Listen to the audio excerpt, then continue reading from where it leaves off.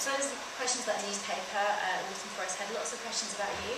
So, lots and lots of children want to know which article have you most enjoyed writing or publishing in first years, and can you tell us any stories that stick out in your mind? Do you know, it's so difficult to remember all the stories. Today we've done 253 issues now, and each issue must have goodness knows how many stories in. So I always like the one I'm sort of working on at the moment. And there's a really interesting story, I don't know whether you've seen in the news today, so it depends whether you've got to see any news before you came to school today. But have you heard of Richard Branson? He's the owner of Virgin, and he's launched a spaceship called Virgin Galactic. And we've been knowing about this for a while, and in fact you can, if you've got a little bit of pocket money saved up, you could maybe go on Galactic next year and go into space. It's only £125,000 a ticket, so I'm sure most of you can afford that. But what he's announced today, which I think is really interesting, is that he's launching Oceanic, which is doing the opposite. Rather than going into space, he's going to the very, very deepest parts of the ocean, deeper than anyone's ever gone before, about 10,000 metres. He's building this vehicle, a bit like a submarine, because he wants to know, and lots of scientists want to know, what goes on in the very, very deepest part of the ocean. And no one's gone more than 3,000 metres deep, I think, so far, and he's going to the very bottom, which is about 10,000 metres. He says it's more difficult to go to the bottom of the ocean than it is to go into space, because of the pressure on the vehicle, you know, that can basically, the weight, if you can imagine, the weight of the entire sea on top of it, and all the pressure. So he's going down himself apparently, but I think that's really interesting, so I'm quite into that story right at this moment. Pupils at Year 6 Harrogate Journalism Project would like to know what's the most shocking news story that you've looked into in first news? I think the most shocking story, and certainly the story that shocked our readers the most, was we did a story about child soldiers. Now children as young as you, sort of 9, 10, 11-year-olds, in many countries around the world get forced to fight in wars. They get kidnapped from their villages, they get given guns, and they're made to go and fight. Sometimes for the governments, sometimes for rebels who are fighting the government. And it's terrible, obviously. You know, children shouldn't be put into that sort of situation. So we ran a story about child soldiers in the paper, and we got so many letters and emails from children in this country saying, what can we do, we want to help them. That we decided to run a campaign called Conflict Children, and as part of that campaign we had a letter that we asked children to sign up to, which basically said, you know, we as the children of the UK think that child soldiers shouldn't be allowed in the world, and we want to stop it. And we expected maybe a few thousand children might sign it, we might get some schools involved, and we were astonished because we had 235,000 children sign this letter. So we took it to the government, and the government here, you know, were overwhelmed by this sort of volume of children in this country who wanted to stand up and help the children in other countries. That they changed the policy of the UK government on child soldiers, and they went to the United Nations in New York with it, and there was a special session, and now it's changed. You know, they're trying to change things happening around the world. So it was just so interesting to see that, you know, we were able to give you a voice, and you made yourselves heard loud and clear. I've got a question from the audience here at Our Lady in St George. George is going to ask a question.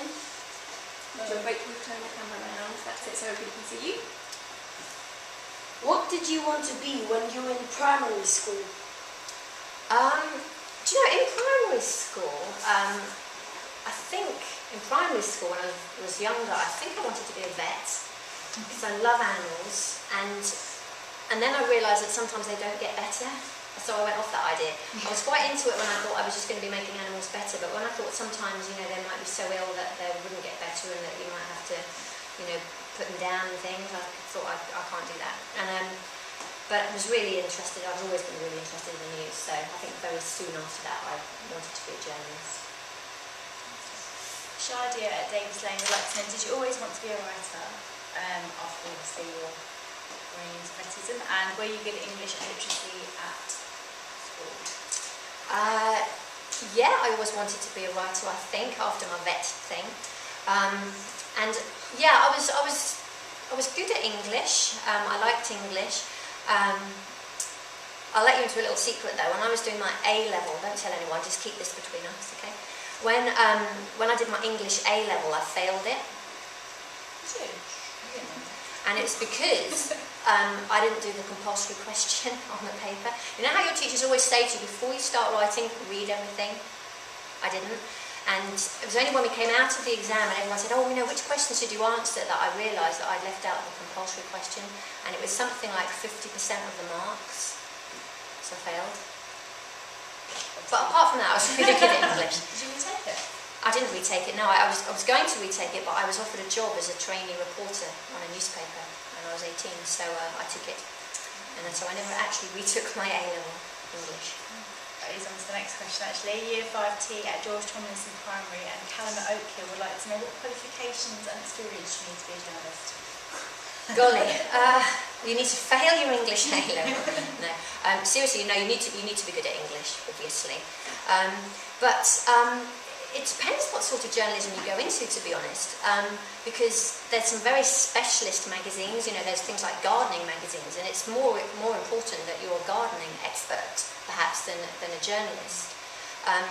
So it's quite a difficult question to ask. I mean, broadly, if you want to be a journalist and you want to get into writing, it's good to do English, or it's good to do a journalism degree, or politics or something like that, depending on what your sort of interest is. But on the other hand, if you're really passionate about something, maybe it's cookery, you can end up being a cookery journalist just because you're a fantastic chef. So it's interesting. I mean, I know lots of people who started off, like maybe being a chef, and now editors of cookery magazines. So there's all sorts of different ways really to become a journalist. Year 5T at George Tomlinson Primary would also like to know, how old were you when you started reading newspapers? How old were I? I think probably around about 9, 10 when I started trying to pick them up. Probably my local paper to begin with, finding out what was going on in my local town before the national papers, I think. We've got a final question. It's from Zara at Davis Lane, along with lots of other children. Would like to know, do you like your job? I do. I like my job because every day is completely different.